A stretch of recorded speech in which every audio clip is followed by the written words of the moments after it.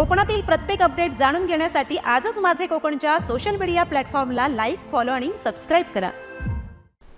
राजापूर नगरपरिषद निवडणुकीत चुरशीच्या लढतीनंतर महाविकास आघाडीला मोठं यश मिळालं असून काँग्रेसच्या माजी आमदार आणि नगराध्यक्ष पदाचे उमेदवार हुस्नबानू खलिफे यांना विजय मिळाला आहे। हुस्नबानू खलिफे यांना 3124 मते मिळाली असून त्यांच्या प्रतिस्पर्धी श्रुती तामणकर यांना 2786 मते मिळाली आहेत। या निवडणुकीत विशेष बाब म्हणजे हुस्नबानू खलिफे यांचे चिरंजीव जमीर खलिफे हे देखील नगरसेवक म्हणून निवडून आले आहेत। राजापूर नगर परिषदेवर महाविकास आघाडीची सत्ता स्थापन झाल्यानंतर तालुक्यात उत्साहाचं वातावरण निर्माण झालंय।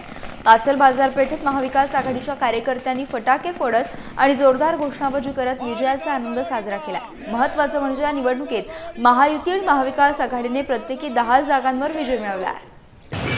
या सत्यामुळं आता आम्हाला थोडीशी उभारी मिळालेली आहे, कारण आता पुढे होऊ घातलेल्या जिल्हा परिषद निवडणुकामध्ये या ठिकाणी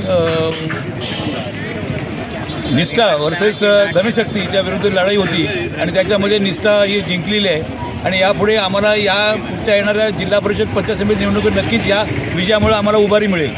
राजापूरमध्ये महाविकास आघाडीची हुस्नबानू खलिफे या मोठ्या संख्येनं मोठ्या मताने विजय झाल्यामुळे येणाऱ्या जिल्हा परिषद पंचायत समितीसाठी आमची इच्छाशक्ती वाढलेली आहे आणि त्याप्रमाणे राजापूर तालुक्यात उद्या जिल्हा परिषद पंचायत समिती महाविकास आघाडी एक दिलाने काम करून जास्तीत जास्त विजय मिळवेल।